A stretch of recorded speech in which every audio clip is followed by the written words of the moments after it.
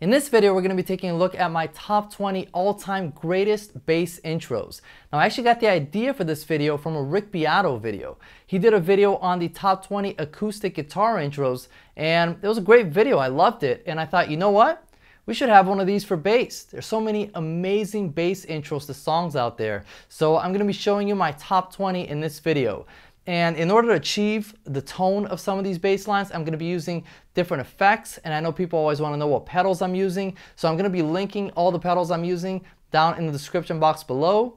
And not all of these songs start with just bass. Some of them start with bass and drums. Some of them start with a drum fill and then it goes into it. But the idea is that the bass line is the most recognizable part of the intro. It's really the driving force of the intro of the song. And if you were to play any of these bass lines by themselves, people would instantly know what song you're playing. And with that said, let's get to it. Here is number 20. So number 20 is one of the most simple bass lines in this list, but also instantly recognizable. It's the title track of Ozzy Osbourne's No More Tears record, and there's been some controversy over who actually recorded this bass line, but it seems that it was written by Mike Inez, but recorded by Bob Daisley. So here is number 20.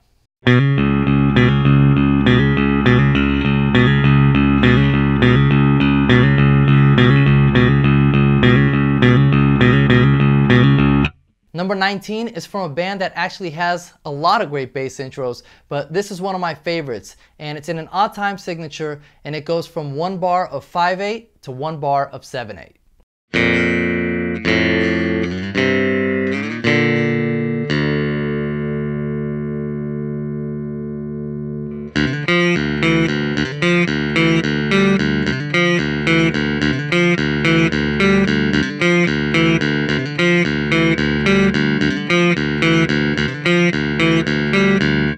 Now number 18 is actually the reason why I originally got this bass big muff pedal, because the tone in this bass line is incredible, and I heard that he recorded it using a big muff. Now he wasn't using this big muff, he was using a Russian big muff, but I found this one. It's made for bass, wasn't too expensive. I figured, you know what, it's got to at least get close, right?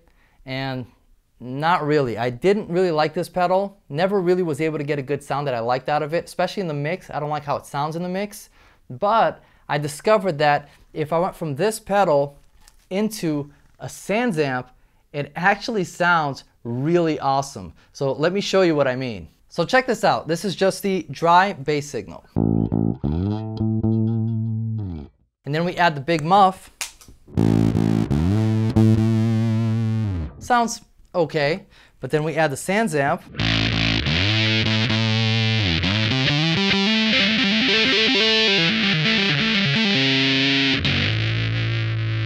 Now that is awesome. So here is number 18 using the big muff into the Sans amp. Number 17 is from a song by Queen and David Bowie that hit number 1 in the UK charts, and it was also sampled on a Vanilla Ice song that went number 1 in several countries, so I'm sure everybody knows this one.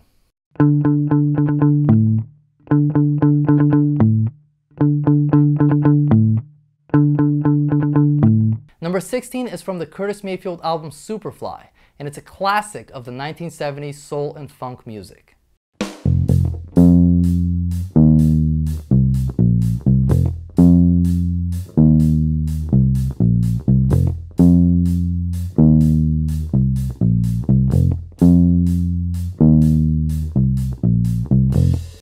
Number 15 was played by none other than legendary bass player Louis Johnson, who we've talked about many times here on the channel, and it's from Michael McDonald's 1982 debut album, and it was also sampled on Warren G's 1994 hit Regulate.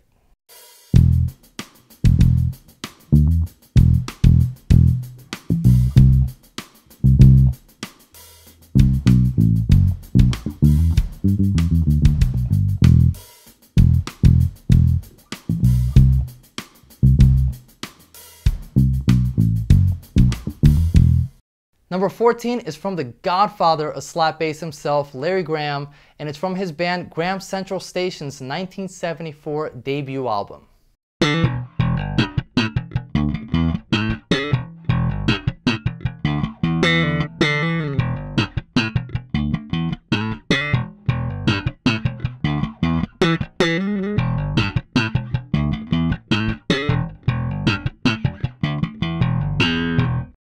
Number 13 is from a 1981 R&B song recorded by Bill Withers and Grover Washington Jr. And it's been sampled and re-recorded so many times since then.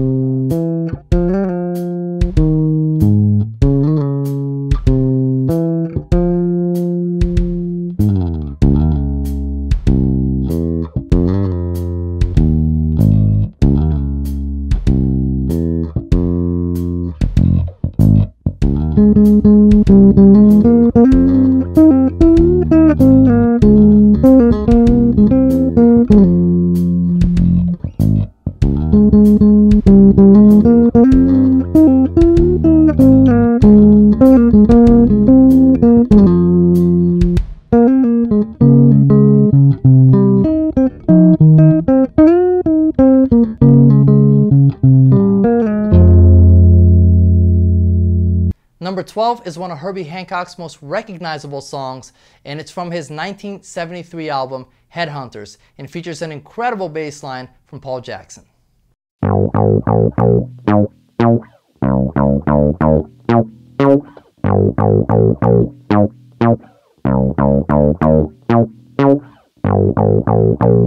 Number 11 is probably the most famous bass line ever recorded on 12-string bass. Now, I don't have a 12-string bass to play this on, so I'm going to use a few effects and try to get as close as I can.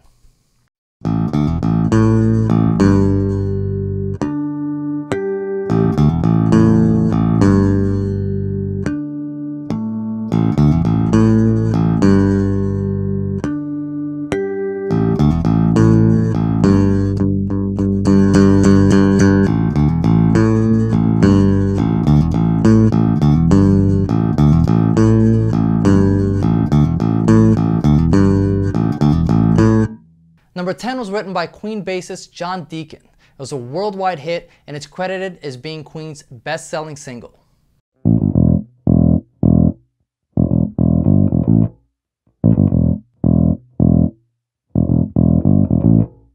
Number 9 was released in 1969. It was a #1 hit in the US, and it's the opening track in the Beatles' Abbey Road album.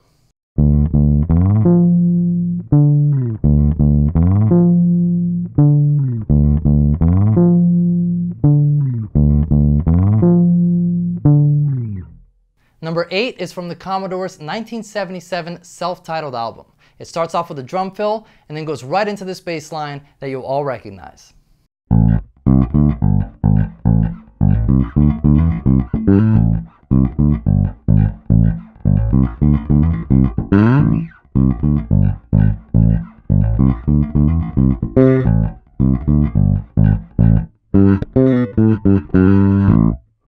Number 7 is for all the Flea fans out there, and it's the second single from the Red Hot Chili Peppers' 1999 album, Californication.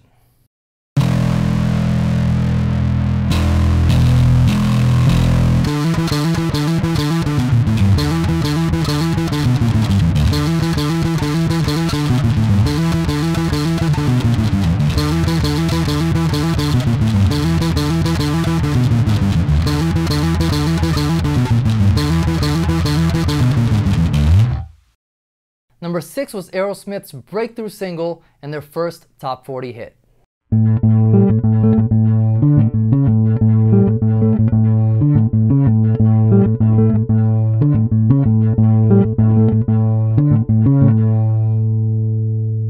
Number 5 is a bass line recorded by Anthony Jackson, the guy who created the 6-string bass. And this song was recorded in 1974, and it was inducted into the Grammy Hall of Fame in 2016.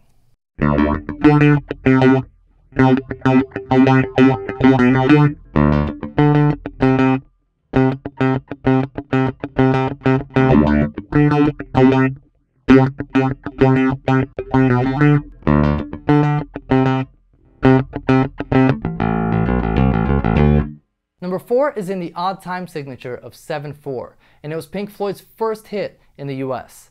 I think you all know this one.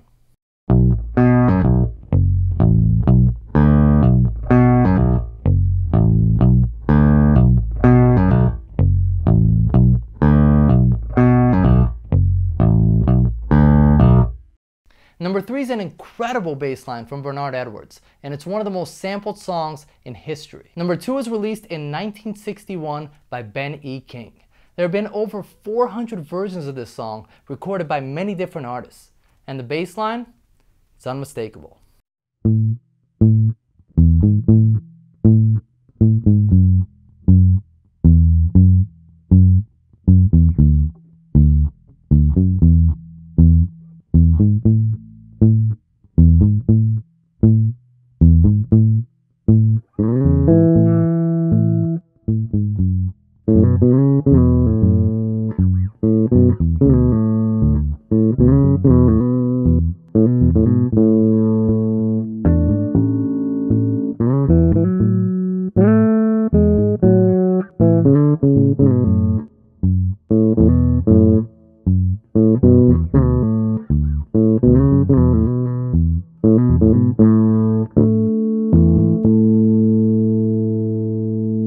So number 1 should come as no surprise. It was one of the best-selling singles of 1983. It helped make Thriller the best-selling record of all time. It's another iconic bass line by Louis Johnson, and it's one that every bass player has played at some point.